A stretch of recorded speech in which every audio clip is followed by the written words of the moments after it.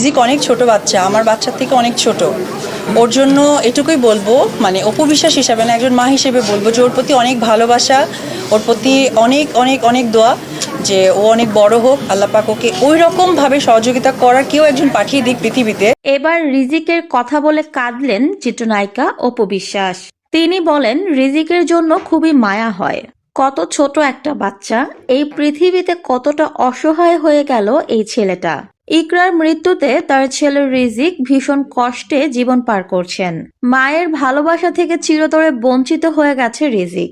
Social মিডিয়াতে সবাই আলভি এবং ইকরার ছেলে রিজিকের জন্য আফসোস করছেন এবং দোয়া করছেন। মা মারা গেছে আর বাবা থেকেও এখন দূরে।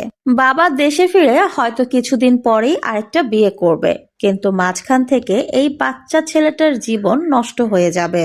ব্রোকেন ফ্যামিলির বাচ্চারা যেমন অনাদরে অবহেলায় বড় হয়, ঠিক সেরকম ভাবেই আলভি ইকরার ছেলে রিজিকও বড় হবে। সম্প্রতি একটি প্রোগ্রামে চিত্রনায়িকা অপু বিশ্বাস বলেন, রিজিক খুবই ছোট্ট, আমার জয়ের চেয়েও অনেক ছোট। মায়ের বিকল্প তো কেউ হতে পারে না।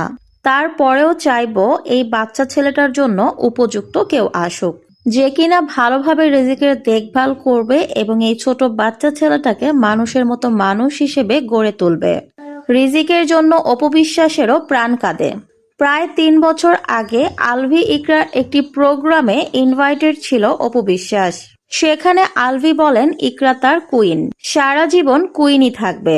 তবে অপু বিশ্বাসের সামনে বলা সেই কথা ৩ বছরে আলভি মিথ্যে প্রমাণ করে দিয়েছে। সে সময় অপু বিশ্বাস দুজনকে দেখে অনেক খুশি হয়েছিলেন। আলভি ইকরার ভালোবাসা অপু বিশ্বাসকে মুগ্ধ করেছিল। তবে তার সবটুকুই যে মিথ্যার চাদরে মোড়ানো ছিল সেটা অপু বিশ্বাস এই ৩ বছর পর খুব ভালোভাবে বুঝতে পারলেন। ইকরার শূন্যতা কখনোই রিজিকের জীবনে পূর্ণ হবে না। কেউ মায়ের মতো রিজিককে ভালোবাসতে পারবে না। তো ভিউয়ার্স, এই বিষয় নিয়ে আপনাদের মূল্যবান মতামত কমেন্ট বক্সে জানিয়ে যাবেন।